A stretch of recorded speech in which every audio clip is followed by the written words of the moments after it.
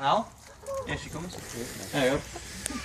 There we go. Yes, it's a British barn owl. I say British because there is actually a different type of owl, barn owl, on every continent of the world except Antarctica. Oh, darling. She's very slow today. There we go. Now, as you can see, she does fly very low. We're not training her to do that. That's the way barn owls and most owls will fly. They do stick very low to the ground. They're mainly ground predators. They tend to hunt, particularly these guys, small mice and short-tailed gulls, things like that. Even the larger owls will hunt things, usually small mammals, on the ground. Very few owls will take things out of the air. But as she goes over you, she's got a bit of food stuff now. Go on, Ollie. She's getting there. We can't help her, guys. She's got her food stuck on her beak there because she's got a bit too eager and just chomped on it. We can't help her get that out of her mouth because she'll think we're stealing it from her and she won't want to fly to us anymore, so we just have to let her work it out herself. Unfortunately, it just takes a while. You ready now, madam? Yes, there we go. Ollie! Go, girl. Yeah. As she goes over you though, guys, I'll be quiet next time she flies over. There's absolutely no sound from her wing beats. All owls fly completely silently. Again, it helps them sneak up on their prey.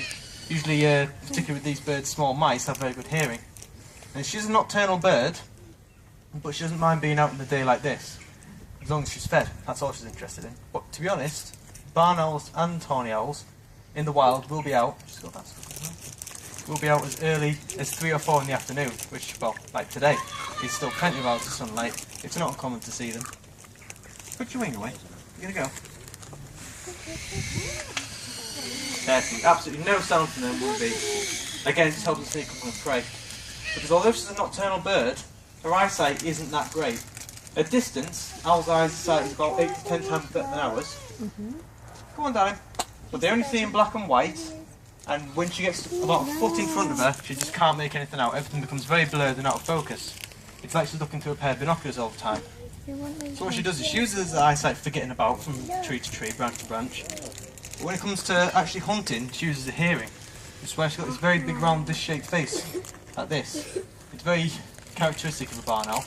Oh, you're just being ridiculous today, aren't you? You're just stalling.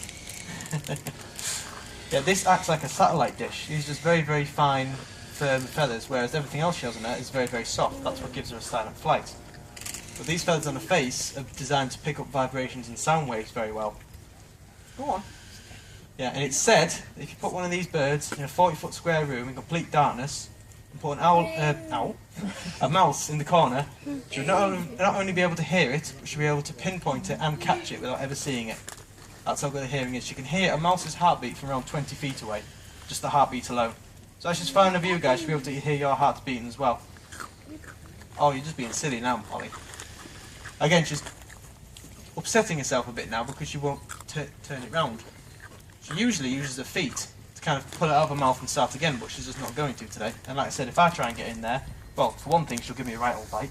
But second of all, she'll either fly to Sarah and then go and sit somewhere else, or she just won't move for us because she works on a trust basis.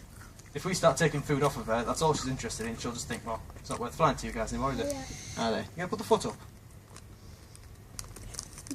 You're making this a very anti-dramatic display, Ollie. Come on. There we go, see? Aww. And you've missed. Yeah, forget everything you've heard about owls, guys. Believe it or not, they're not actually the wise old creatures they've been led to believe. They are actually quite dim, and this is actually quite a good example. Yeah, it's a myth. They're actually, on a scale of 1 to 10 for intelligence, an owl is maybe a 4, at best. Again, it comes down to their eyes, partially, because you can't really see on her, she's got quite a small face, but owls have very big eyes, take up about a third of the space in their head. Come on then. Which takes up a lot of room. The ears, like I said, her hearing is very good. Takes up about another third, so that's 2/3 on eyes and ears gone already. So when it gets down to her brain, especially on her, it is very big, absolutely tiny. Right, if she doesn't hurry up, I'm going to have to intervene and hopefully she won't be too upset with me. If you're just being silly now, Ollie.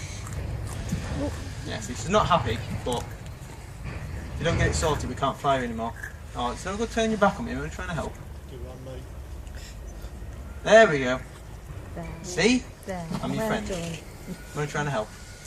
Now then, I'll still compose herself a bit because she's worn herself out already. You ridiculous bird. There we go. Now, we know Ollie's a girl because of the colour markings on her. It's very subtle. With some birds, it's quite hard to tell the difference.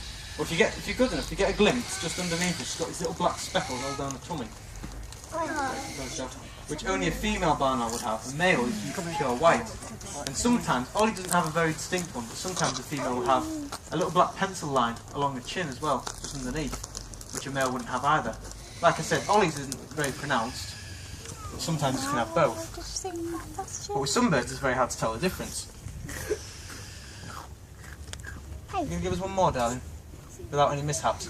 We're feeding her little small pieces of Dale cockle chip today, guys, which are just little bits of chicken. We can't give her too many, because as you've seen, she's quite slow to start. Birds of prey are actually very, very lazy, believe it or not. See all these guys are free lofted up here. They're all free to move, but until we bring their food out, they won't. They're very lazy, so all she's interested in is that bit of food I'm giving her. If we give her too much and she gets full, she'll think, oh, well, it's not worth flying now, and she'll go and sit in a tree over there, which we had in the past. We've got a very naughty barn owl called Ted, who we don't fly anymore. He's evil. He goes and sits in the conifers over there for about 4 hours. We can see him, he's not hard to miss, but he won't come down until he's hungry again. And we don't want to do that with Ollie. You have to move from that. There we go.